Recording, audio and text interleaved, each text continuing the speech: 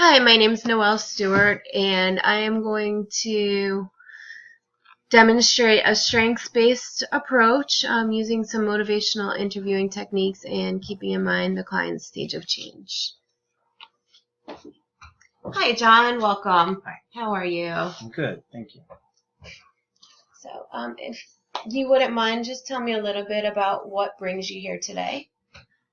I've been sent here by my PO. Okay. So, what precipitated your PO sending you to treatment? Okay. I've got a car accident, a DUI this last time around. I've been in trouble a lot with the law. Mm-hmm. So, long story short, I have a good time a lot. Mm-hmm. So, got sent here this last time by him. It was mandatory for me to be here. So you were mandated to treatment by your PO Yes. because of your last DUI. Mm-hmm. And you say you use a lot. Do you feel like you may have a problem with drugs or alcohol, or would you disagree with him sending you here? I hadn't really thought about that. No one's asked me that. Okay. Not sure if I disagree with him or not. I'm willing to talk. You're willing to talk Yeah, about your use? My accident was. I guess the only thing that bothers me right now is that the accident I had caused a lot of property damage. And the lady, she's okay. Well, that's good, huh? And I heard her. She pretty busted up. Yeah. I was fine. Totaled the car. She got hurt pretty bad, but it's nothing life-threatening. Mm-hmm. So yeah, that sucks. That's just bad decision. So you feel like you made a bad decision? Yeah. You feel like the bad decision was just that one time or isolated incident, or? Yes. That one, yes. Because, I can drive. I have no problem. I can handle, but I don't even remember this accident. I don't remember driving. I was just poor judgment. You blacked out. I admit it. Yeah, I'll admit that. I hurt her, and she's, caused her a lot of pain. Could have killed her.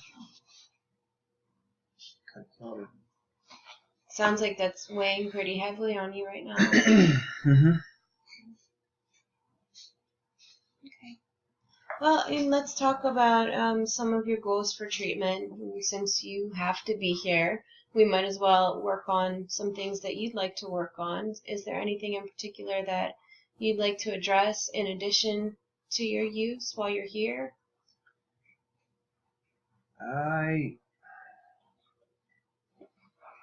Oh gosh. When I got told to be here, I didn't think I actually have to. Do I have to open up? Do I have to talk about everything? I'd encourage you to open up, but just whatever you're comfortable with sharing. This is our first session, so. All right, ask me it one more time. I was just curious about if there's anything that you'd like to get out of treatment while you're here, since you have to be here anyway. See, I don't feel like I have a problem. You don't feel like your use is a problem? No.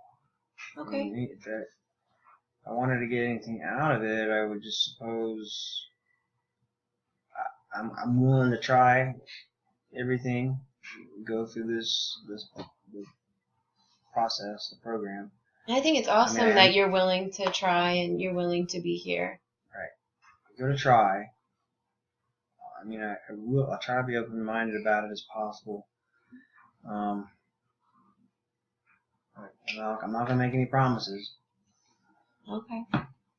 I won't ask you to make any promises while you're here. All we're asking is that you do try.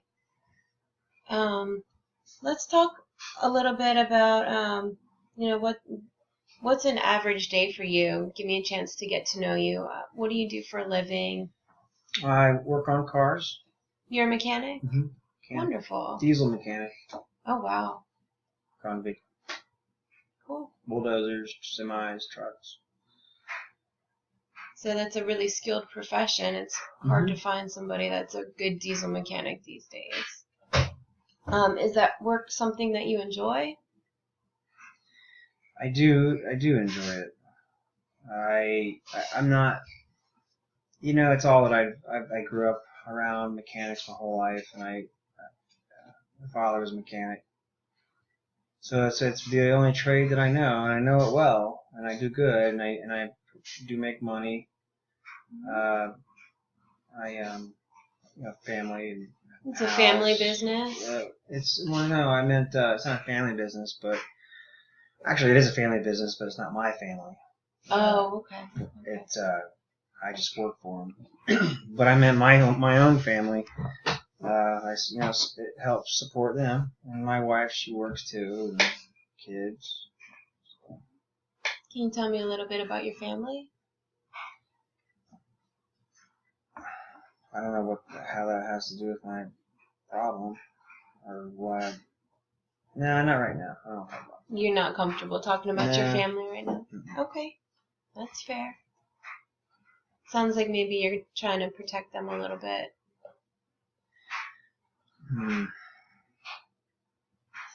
Yeah, they just shouldn't. They know what's been going on. I mean, I can't hide that anymore. I guess I just don't want to face the embarrassment right now. So let's talk about something else. Okay. It's kind of embarrassing. Big letdown. Let's talk about something else. Okay. What about you? What other supports do you have in your life besides your family? If you're not ready to reach out to them quite yet.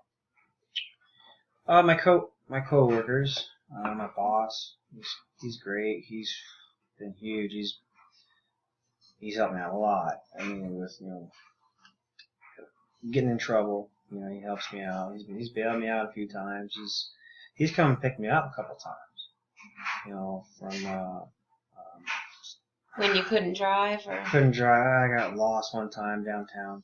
Wow. It was a mess. I was having a good time. I was feeling great.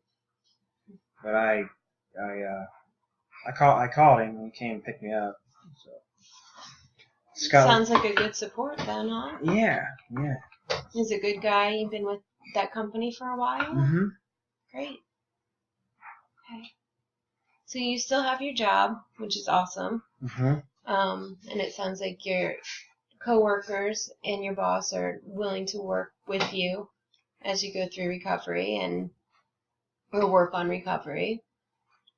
And maybe involve your family in some sessions way down the road, if that's something you might be comfortable with. Let's talk about 12-step. Have you been to NAA meetings, or is that something you'd be willing to try? This is where it gets two parts here. This is my boss, Kenny. Mm-hmm. He's been huge lately. He came and anyway, I promised him that I would I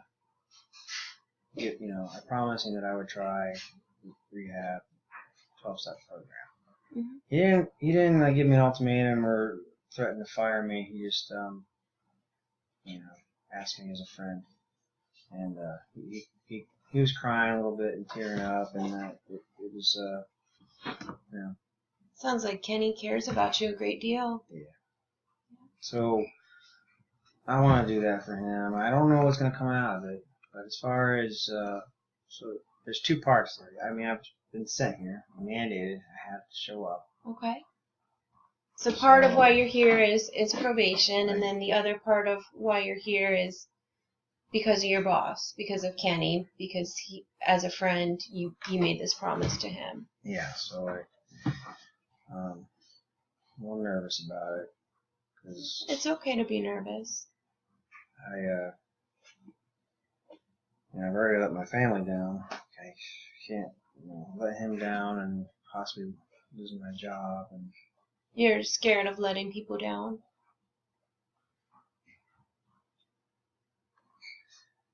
it's a lot. I mean, it's pretty heavy to think about. I mean, when you let someone down, yeah. Okay. Well, I mean, we can work on this over the next few weeks while you're here. Number one, maybe getting your PO off your back a little bit by meeting the requirements, showing up on time, participating. They're going to look for clean drug screens. And then as far as Kenny, maybe, do you think he'd be willing to come in for a session or two with you as a support? I could ask him. Yeah. Just as long as he doesn't know everything about me. I've got a lot of. Well, and in our family sessions and in our group sessions and even in your individuals, I'm only going to ask you to share what you're comfortable sharing. I don't want to push you and put everything out on Front Street. So. Okay, well that would be good. All right. It's a lot. I'm not ready for him to hear yet. Okay. So maybe we can talk in a couple weeks about having Kenny come in with you. That could be arranged. I know he would do it. Just I would have to. It'd be me making that. It's a big step for you. Yeah. Okay. Well, maybe over the next week you can think about what you would like some of your goals for treatment to be, since this is your treatment. I want this to have a positive outcome for you. So think about what you'd like to get out of being here. And maybe over the next week you can think about asking Kenny and what you'd like to talk about while he's here. Okay. Sound good? Mm-hmm. All right. Thank you so much for coming in today, John. It was a pleasure. All right.